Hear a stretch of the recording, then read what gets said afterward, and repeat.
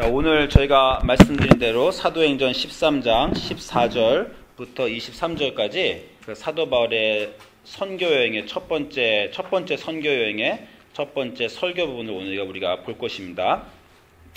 자, 오늘 저는 좀 특별한 날이에요. 개인적으로 7월 3일 하면 좀 특별한 날인데 왜 특별하냐면 저희 결혼 기념일입니다. 예.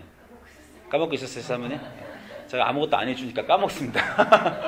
저희 결혼 기념일 이제 16주년 됐어요. 예, 결혼 기념일 이제 되었는데,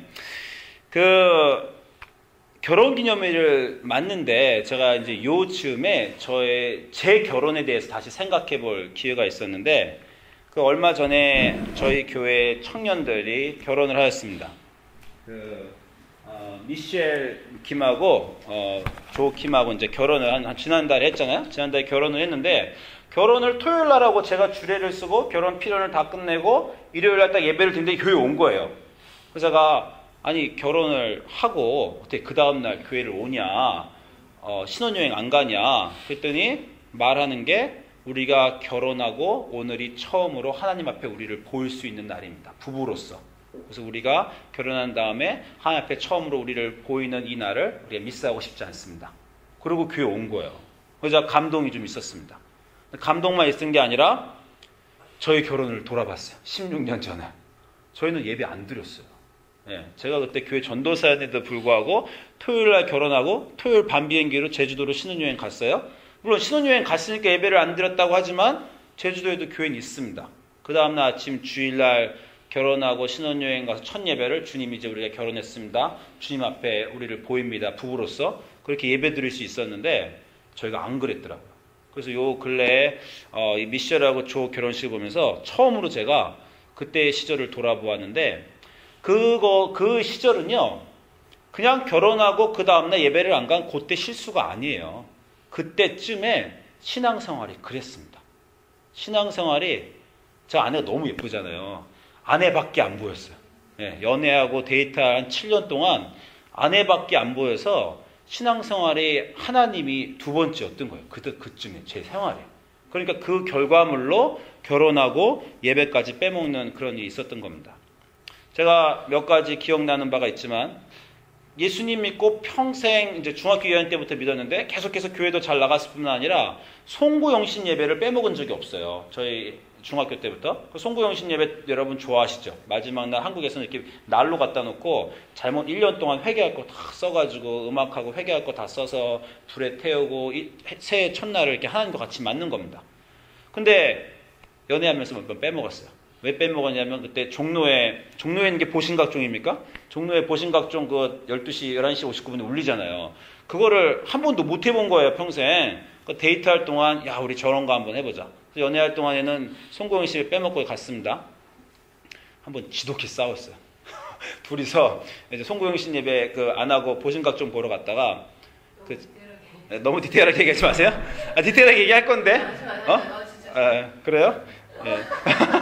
예. 디테일하게 얘기하려고 그랬는데, 약간, 송구영 씨 예배 안 보고 갔다가 엄청 길거리에서 싸웠어요. 그래서 싸우는 바람에, 그때 왜 싸웠는지 모르겠는데, 지금 돌아보니까, 예배 안 보고, 송구영 씨 예배 안 하고, 한마디로 견우직녀처럼 자기 일 안 하고 막 돌아다닌 거예요. 그래서, 그때 하나님의 보호하심이 인생에 없어서, 그게 크게 싸웠구나. 막 정말 깨질 뻔했습니다, 한번. 송구영 씨 예배 안 드리고 11월 30일 마지막 하다가. 제가 그게 생각이 나서, 최근에, 제가 지난, 성령 받고 제가 여러분한테 말씀드렸지만, 회개라는 건요, 어떤 행위의 회개가 아니라 인생의 회개입니다. 제가 성령이 내리니까 어떤 일이 벌어졌냐면, 지난 15년 동안의 목회 생활을 회개했어요. 내가 목사로서 제대로 지내지 못했구나. 작년에 그렇게 회개했습니다. 요번에 제가 미셸하고 조의 결혼식을 보고 그 다음날 새벽 기도 와서 기도하다가 그 인생이 다 회개되는 거예요. 지난 20년이 다 회개가 되더라고요. 지난 20년 연애한 시절부터 이 순간까지 나는 하나님을 전도사고 목사고 하나님을 잘 섬긴다고 생각했었는데 알고 보니까 내 아내가 내가 사랑하는 사람이 하나님보다 먼저였구나. 그렇게 오랫동안 인생을 살았구나. 그래서 제가 인생을 다 회개하는 시간을 가졌습니다. 한 20년간, 한 15년간 회개하는 시간 가졌다가, 그러면 이제 20년 동안 회개하는 시간을 가졌어요. 또 얼마 전에는 제가 이제 새벽 예배 와서 기도하다가 우리 교인들은 예배를 좀 일찍 안 와요. 근데 한국 예배, 영어 다 그렇습니다. 예배에 안 오는데 이 목사는 굉장히 예배 시간에 스트레스를 받아요. 그래서 제가 하나님께 정말 기도를 했어요. 주님, 6년을 우리 교인들이 예배를 제대로 오라고 기도하고 새벽 기도하고 교인들한테 이메일 쓰고 교인들한테 예배 때 강조하고, 그런데 이 교인들이 예배를 도대체 안 옵니다. 이게 도대체 어떻게 된 겁니까? 이게 교육이 안 되나요? 그리고 기도를 새벽 기도 때 한 적이 있어요. 근데 갑자기 하나님 뭐라고 하시냐면 너는 제대로 왔냐? 이러는 거예요. 근데 제가 대학교 때 이상하게 예배를 제 시간에 오본 적이 거의 없어요. 그 이상하게 어머니가 같이 야 주일날 됐다 11시 예배 가야 된다 지금 빨리 같이 나와라. 알았어요 엄마 갈게요. 먼저 가세요. 좀 따라간다니까. 왜 그래? 맨날 이랬어요 아침마다. 정말 어떤 때 실수로 일찍 갔어요. 예, 이상하게 예배를 일찍 가고 싶지가 않더라고요. 일찍 가고 싶은 게 아니라 그냥 전 느그적 걸어가요. 이거 저 아내한테 늘 핀잔 받는데 예배 약속 좀 일찍 가라고. 제가 예배 때 일찍 오는 건요, 제 머릿속에 8시까지 와야 된다고 생각하는데 9시에 오는 거예요. 제가 생각하는 시간보다 늘 제가 늦게 가는 인생에 그게 있어요. 그래서 예배를 한국에서 있을 때 11시 예배를 드려야 되는데 11시 예배를 갈 때 늘 11시 20분 15분 거의 예배 중간에 들어가고 그랬던 겁니다. 대학 4년 내내 또는 고등학교 내내 예배를 제때 못 갔어요. 하나님이 저한테 그러기를 너가 목사인데 너 자체가 예배를 일찍 평생 못 드렸는데 너가 네 교인들한테 예배를 일찍 드리라는 게 말이 되냐? 너가 잘 안 드렸으니 네 교인들 예배를 때 제 안 오는 게 페어하지 않냐? 하나님 심지어 저한테 이러시는 거예요. 그래서 제가 마음이 참 상하고 그 다음부터 교인들한테 예배에 맞춰 오십시오라고 말할 때 꼭 유리가 하나 있는 것 같아요. 내 안에. 걸려요. 내가 지은 죄를 나는 그렇게 못했으면서 사람들한테 그렇게 하라고 말하는 게 제가 가슴이 좀 아픕니다. 그래서 그 일이 있으면서 한 30년을 회개했어요. 내가 평생 예배를 제대로 못 드린 거에 대해서 회개가 되더라고요. 회개는 후회하고 다릅니다. 제가 말씀드렸지만 후회는 여러분이 하시면 후회하고 망가지고 스스로 우울해지고 그럴 수 있어요. 지금 회개하면요 기분이 좋아집니다. 내 인생의 어떤 안 좋은 것들에 대해서 내가 기억하고 하나님 곁에 가져와서 하나님 이것이 내 인생을 내가 그렇게 살지 못했습니다 라고 가져와서 그 순간에 하나님이 치유해 주신다는 느낌 때문에 인생이 후련해지고 가벼워지고 깨끗함을 받은 게 있어요. 그래서 인생을 회개하는 게 성령님의 역사고 여러분에게 그런 일이 있었으면 좋겠습니다. 인생을 돌아보면서 회개한 일이 있었으면 좋겠어요. 오늘 볼 구절에 그런 한 사람을 저희가 보고자 합니다. 여러분 아시지만 저희가 한 달 전에 이렇게 나눴어요. 바울의 선교여행이죠. 사도행전 13장 오늘 본 구절이 바울의 선교여행이고 바울이 1차, 2차, 3차 선교여행을 갖고 오늘 본 구절은 1차 선교여행의 내용이라고 했습니다. 근데 여러분이 본 구절 딱 시작하니까 바울이 밤빌리아에서 버가로 갔다가 버바에서 비시옥 안디옥으로 갔다라는 게 오늘 구절이에요. 비시옥 안디옥에 가서 회당에 이르니 저희가 바울을 회당에 초청을 했어요. 그래서 바울이 1차 선교여행 중에 설교를 한번 합니다. 그 바울의 첫 번째 설교예요. 바울의 첫 번째 설교가 여러분이 오늘 보신 비시옥 안디옥에서 한 설교인데요. 이 설교에서 17절부터 오늘 우리가 볼 수 있는 이 17절부터 22절까지 딱 6절인데 6절 동안에 바울이 구약 전체를 요약합니다. 이건 굉장한 거예요. 바울은요 정말 구약을 아마 완전히 달달달달 암송하고 있던 사람일 겁니다. 왜냐하면 여러분이 바울에 대해서 보시면요 바울이 스스로 어떻게 소개하냐면 여러분이 아시지만 나는 가말리아 문화에서 엄격한 교육을 받으면서 자란 바리새인이다 이렇게 스스로 소개해요. 어렸을 때부터 이 대선생 가말리아 문화에서 열심히 교육받은 그런 선생이라는 거예요. 그럼 바울이 구약을 완전히 이해하고 있는 바울의 구약을 요약합니다. 신약의 구약 요약이 2번 나와요. 우리가 봤지만 사도행전 7장에 스데반이 죽기 전에 한번 요약하는데 그때는 51절 동안에 51절가량을 써서 구약을 요약합니다. 제가 그때 설교할 때 뭐라 했냐면 여러분 구약 다 읽을 때 너무 힘드시면 구약 다 읽는 거 대신 요 51절을 읽으십시오. 그럼 구약의 요약판입니다. 그 제가 이렇게 소개시켜 드린 적이 있어요. 오늘은 심지어 51절이 아니라 6절입니다. 6절. 요 6절 보면 구약이 다 들어가 있어요. 그 어렸을 때부터 구약을 달달달 외운 바울이 구약의 핵심을 이 6절에 넣었어요. 그래서 제가 구약 개론 가르칠 때 생각하려고 그래요. 구약을 5줄로 요약하시오. 답은 사실 여기 있는 겁니다. 자, 바울이 어떻게 구약 전체 이 두꺼운 구약을 요약했는지 보세요. 6절에 가야 요약합니다. 이 이스라엘 백성의 하나님이 우리 조상들을 택하시고 애굽 땅에서 나그네 된 그 백성을 높여 큰 권능으로 인도하여 내사 17절이죠. 13절, 13장 18절 광야에서 약 40년간 그들의 소행을 참으시고 가나안 땅 7족속을 멸하사 그 땅을 기업으로 주시기까지 약 450년 가니라. 그 후에 선지자 사무엘 때까지 사사를 주셨더니 그 후에 그들이 왕을 구하거늘 하나님이 베냐민 집밭 사람 기스의 아들 사울을 40년간 주셨다가 패하시고 다윗을 왕으로 세우시고 증언하여 이르시되 내가 이새의 아들 다윗을 만나니 내 마음에 맞는 사람이라 내 뜻을 다 이루리라 하시더라. 이게 바울이 평생 가말리알 문화에서 구약 율법을 교육받은 이 바리새인 바울이 구약을 요약한 6절입니다. 구약의 핵심을 자기가 요약한 거예요. 이 핵심을 딱 보면 이렇게 돼요. 처음에 뭐예요? 우리 조상들. 뭡니까? 창세기 12장부터 50까지 패트리아크, 그 족장들이죠. 아브라함, 이삭, 야곱, 요셉에 대한 우리 족장들 얘기를 한번 했어요. 그러면 출애굽에 애굽 땅에 들어간 얘기를 했습니다. 그 출애굽에서 나와서 레위기, 민수기, 신명기까지 광야에서 40년간 하나님이 어떻게 이끌었는가를 얘기하고 그 다음에 가나안 땅으로 여호수아의 시대 때 들어간 걸 얘기하고 그 다음에 450년간 가나안 시대 다음에 사사들을 통해서 어떻게 하나님이 이스라엘을 보살피셨는가 사사기를 얘기하고 마지막 사사인 사무엘에서 시작을 딱 얘기하면서 사무엘 때 왕을 달라 해서 왕인 사울을 주시고 사울 왕을 패하시고 다윗 왕이 되었다. 실제로 구약 창세기, 출애굽기, 레위기, 민수기, 신명기, 여호수아, 사사기, 룻기, 사무엘상, 열왕기상하 이 모든 책들을 딱 요약한 겁니다. 이게 구약 요약본이에요. 구약 이스라엘 역사예요. 굉장하죠? 여러분이 요 단어들만 딱 기억하세요. 누가 그래서 여러분한테 구약 도대체 너무 어려워요. 뭡니까? 내가 구약의 맥을 잡아주마. 7가지 단어만 기억해. 그래갖고 조상들, 애굽, 광야, 가나안, 사사, 사무엘, 왕, 사울, 다윗 하면 구약의 요약이 끝난다는 겁니다. 그죠?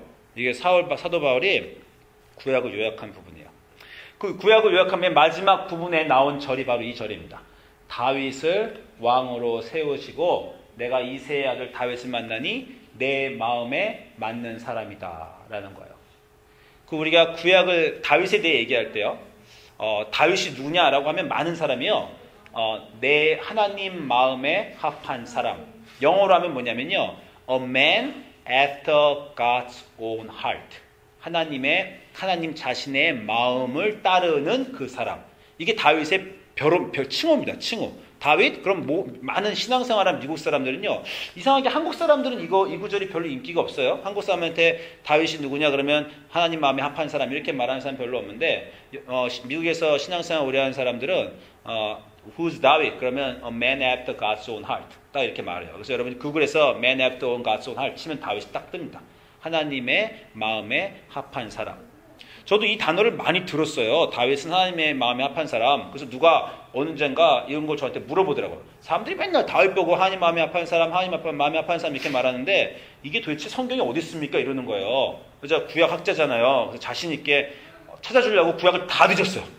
없습니다. 이 말이 구약에는 이 말이 없어요. 다윗에 대한 말이. 그런데 이제 신약에서 바울이 다윗을 요약한 단어 오늘 구절에 처음 나오고 오늘 구절이 유일한 단어예요. 오늘 구절에서 바울이 다윗을 요약해서 이 말을 하는 겁니다. 다윗이라는 사람은 하나님 마음에 합한 사람, a man after God's own heart 이렇게 얘기를 하는 겁니다.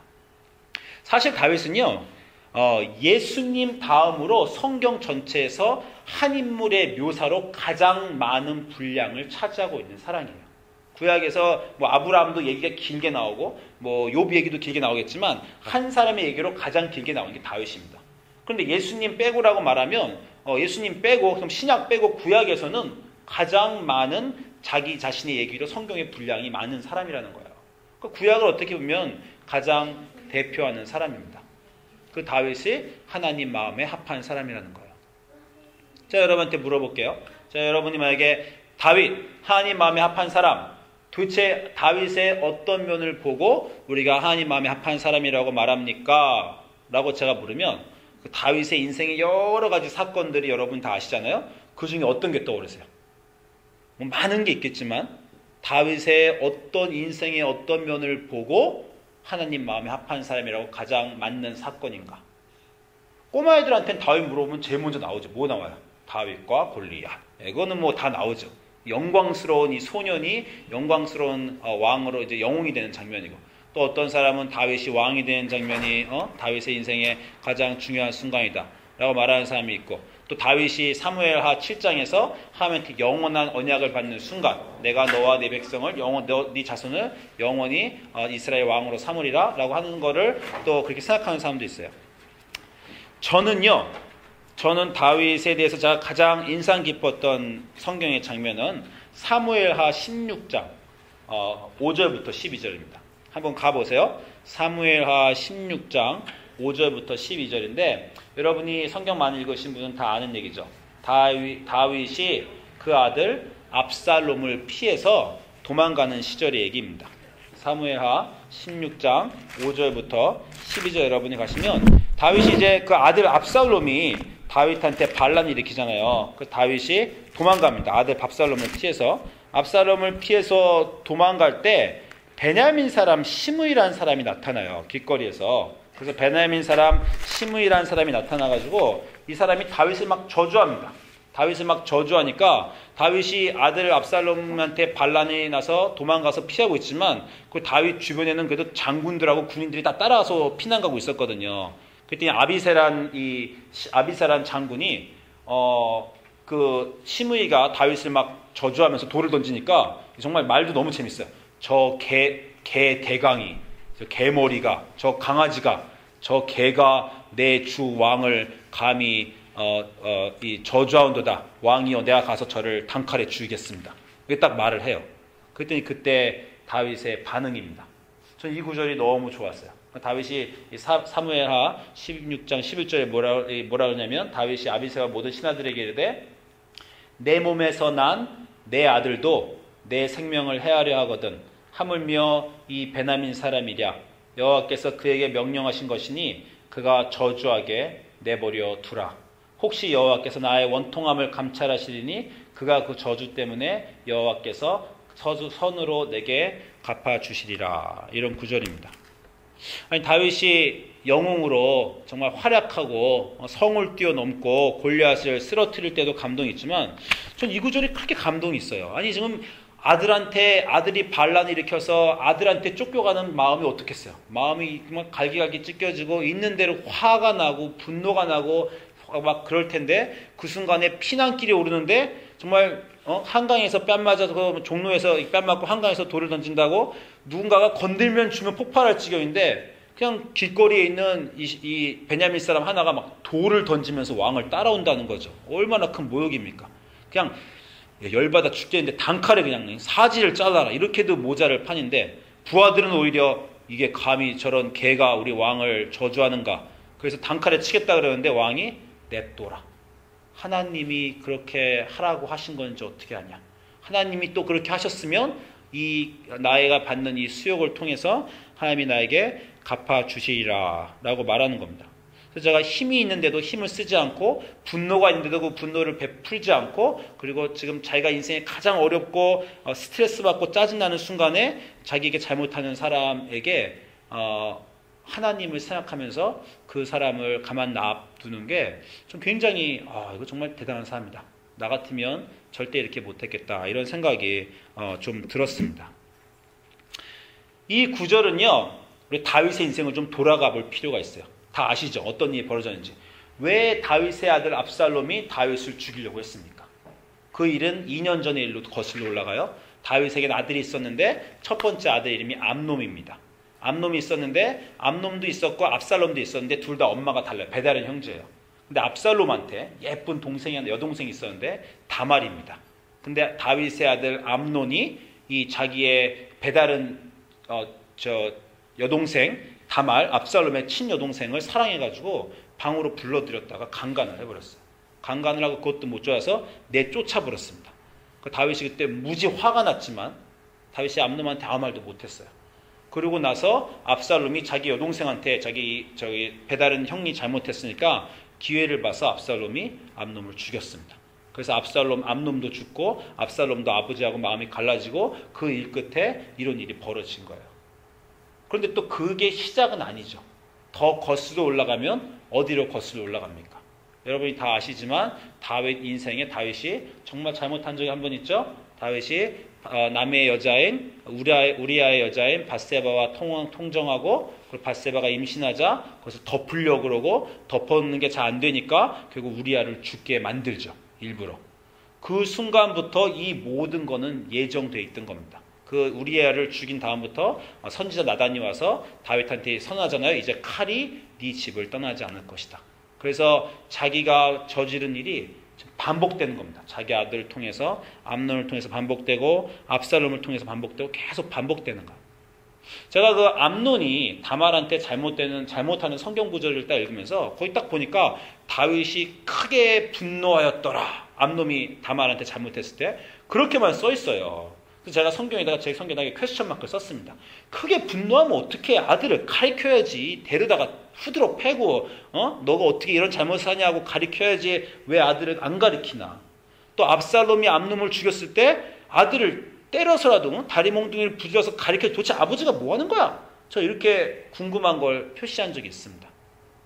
다윗이 왜 가만히 있었겠어요? 자기가 저지른 죄를 평생 가슴에 안고 산 거예요. 자기가 밧세바한테 잘못하고 우리아한테 잘못한 걸 그 이후로 평생 동안 마음에 두고 살면서 암놈이 다말과 일을 벌이고 압살롬이 암논과 일을 벌일 때 다윗은 회개하고 있던 겁니다. 내가 뿌린 씨를 내가 거두는구나. 내 자녀들을 통해서 내가 거두는구나. 내가 잘못해서 내 자녀들이 나 때문에 이 일을 거두는구나. 이 마음속이 다윗의 평생을 따라다닌 겁니다. 바울이 다윗을 하나님의 마음에 합한 사람이다 이렇게 말하는 것 말고요. 하나님이 구약에서 다윗을 말하는 부분이 있습니다. 하나님이 뭐라 그러시냐면 열왕기상 15장 5절에 다윗에 대해서 이렇게 말씀하세요. 이는 다윗이 햇사람 우리아의 일 외에는 평생에 여호와 보시기에 정직하게 행하고 자기에게 명하신 모든 일을 어기지 아니하였습니다. 다윗이 잘못한 거 맞습니다. 여기 성경에 써 있잖아요. 햇사람 우리아에게 일을 벌렸어요. 다윗이. 그런데 요것 외에는 평생에 여호와 보시기에 정직하게 행하고 자기에게 명령하신 모든 일을 어기지 아니하였다라는 겁니다. 여러분 이런 말 들으실 수 있어요? 평생에 여호와께 온전히 하였다. 여러분이 뭐 실수하셨을 수도 있습니다. 그럼 실수한 그거 빼고 나머지는 평생에 여호와를 온전히 섬기고 지켰다. 여러분 인생을 그렇게 말씀하실 수 있습니까? 여러분 기도할 때 주 여호와 내 하나님, 내 평생에 내가 섬기고 지켜온 내 하나님, 나의 음성을 들으시옵소서. 그렇게 말씀할 수 있습니까? 엘리야가 기도할 때 이런 기도 참 많이 해요. 엘리야는 기도할 때 내가 평생에 섬겨온 내 하나님의 이름으로 명하노니 말하노니 이렇게 막 이 단어를 많이 씁니다. 근데 여러분도 내 평생에 섬겨온 내 하나님 이런 말을 쓰실 수 있으세요? 인생을 통해서? 아니면 우리는 보통 우리 인생에 이런 말합니다. 내가 그때 섬겼던 하나님. 내 인생이 한때 참 하나님과 좋았던 그때 섬겼던 하나님. 그 말은 무슨 말이냐면요. 다윗은 평생 잘 섬기다가 한 번 실수한 거고요. 우리는 가끔 잘 섬길 때가 있었는데 나머지는 다 실수한 거예요. 그게 우리가 살아온 인생일 수도 있습니다. 제가 얼마 전에 우리 생명의 삶 데일리 디보션 하잖아요. 생명의 삶 5월달 생명의 삶 이제 쭉 보면 생명의 삶 앞뒤로 무슨 이렇게 알티클들이 좀 있어요. 생명의 삶 5월달 거에 맨 마지막에 어떤 선교사 얘기가 잠깐 한 페이지 나왔습니다. 근데 이게 우간다를 품은 새내기 선교사 송현호 이런 게 아티클이 한 적 나왔어요. 근데 이 선교사님이 자기의 인생을 썼는데 앞에 부분에 이렇게 썼어요. 하나님을 만난 중학교 여름 수련회 이후 줄곧 아프리카 선교를 꿈꾸며 신앙의 줄을 다렸다. 순간순간 신앙의 위기의 순간을 만날 때마다 하나님은 까만 얼굴에 맑고 순수한 아이들과 함께 복음을 나누는 꿈을 기억하게 하셨다. 대학생 때는 방황하던 청소년 시절에 하나님이 주셨던 꿈을 상기하면서 아프리카 땅을 한번 밟아보겠나라고 하며 무작정 휴학을 하고 농수산물 공판장에서 언손을 비벼가며 새벽부터 커다란 물을 깎고 또 깎기도 했다. 그러면서 하나님과 약속했다. 하나님, 10년 후에는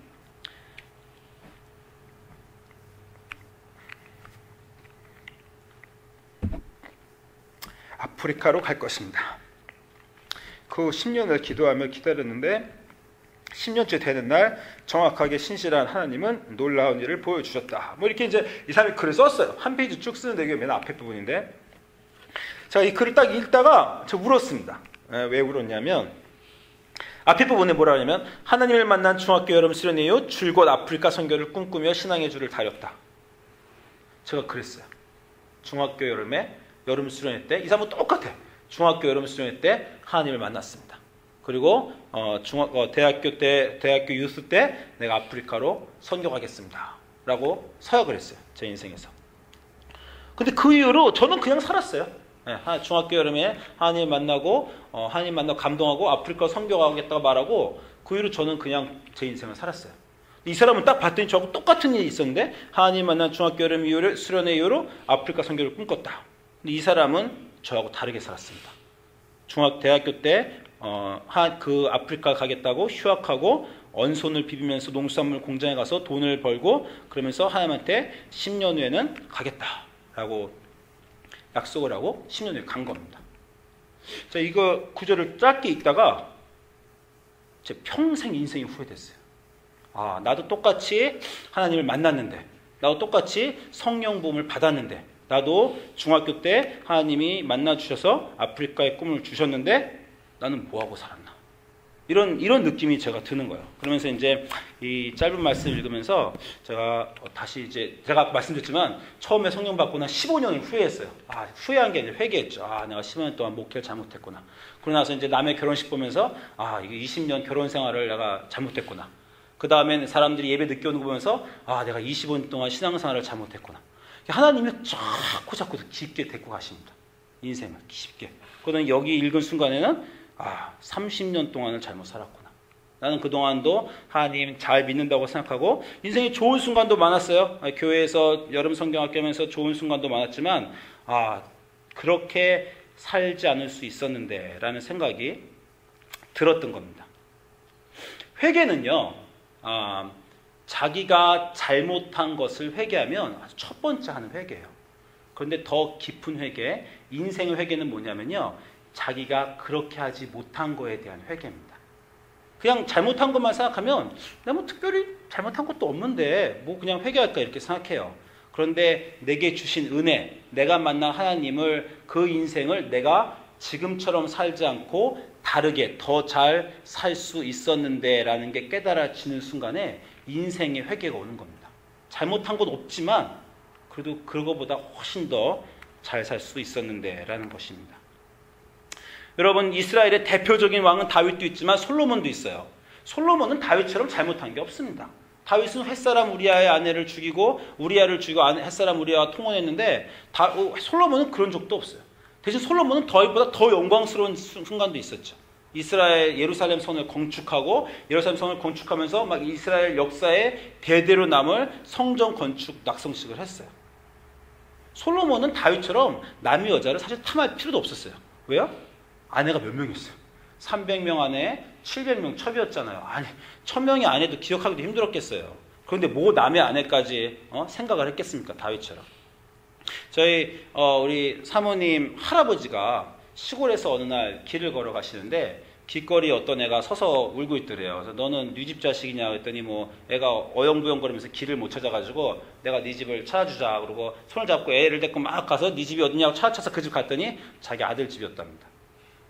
저 손자였어요. 근데 손자가 하도 자녀분이 많고 증조부가, 할아버님이 아니라 우리 사람이 증조부가 그랬대요. 증조부님이 너무 자식도 많고 손자가 많으니까 길거리에 애가 있는데 이게 누구인지 모르고 데려다 줘보니까 자기 증손 중에 하나였던 거예요. 솔로몬은 훨씬 심했겠죠. 솔로몬은요, 죄를 안 지었다기보다 죄를 지을 필요가 없었어요. 다윗처럼. 인생이 너무 좋았어요. 특별히 뭐 우리도 솔로몬하고 사실 비슷해요. 우리가 도둑질을 안 하죠. 남들은 어떤 사람 도둑질 하는데 굳이 우리가 도둑질 안 하는 우리가 착한 게 아니라 우리 인생에 가진 게 많아서 굳이 도둑질 안 해도 되는 사람들입니다. 우리는 굳이 남들이 하도 우리에게 해코지를 한 게 별로 없어서 살인하지 않아도 되는 사람이에요. 우리는 솔로몬처럼 많이 받고 많이 있는 사람들입니다. 그런데 아무도 솔로몬을 이스라엘의 영웅으로 기억하지 않죠. 솔로몬은 그냥 자기 인생을 살았어요. 솔로몬이 하나님의 성전을 지어서 7년 동안 대단한 예루살렘 성전을 지었지만요, 솔로몬은 그 위에 13년 동안을 자기 왕궁을 지었습니다. 솔로몬한테 하나님 성전은요, 한마디로 엄청나게 부유한 이 왕의 장식품 같은 거예요. 내 인생도 부유하고 내 궁전도 엄청나지만 덤으로 하나님 성전도 짓는 겁니다. 그러니까 그 이후에 인생이 이 세상에 꽂혀 있어요. 이 세상의 여자들, 이 세상의 부귀, 이런 거에 꽂혀서 하나님이 슬며시 사라졌습니다. 큰 죄를 지은 게 없지만 그 사람의 인생에서 하나님이 그 중심이 아니었어요. 우리의 인생도 비슷합니다. 큰 죄를 지은 게 별로 없어요. 우리가 다윗 생각하면서 야, 무슨 이런 나쁜 짓을 저지른 사람이 이스라엘 최고의 왕인가? 우리는 그렇게 큰 죄를 저지른 적이 없죠. 그런데 우리가 큰 죄를 저지른 것 말고 우리 평생에 하나님이 우리 마음의 중심에 있었습니까? 그래서 내 평생에 그 가장 중심에 놓고 섬긴 내 하나님이라고 고백할 수 있는 인생을 살았습니까? 아니면 특별하게 죄 지은 건 없지만 하나님은 항상 두 번째, 세 번째, 내 인생의 중심, 내가 사랑하는 사람, 내 가족, 내 돈, 내 인생, 내 직장, 그런 걸 늘 중심에 놓고 살면서 하나님을 옆에 놓고 사느라고 그냥 갈등도 없고 그냥 매일매일을 산 것은 아닙니까?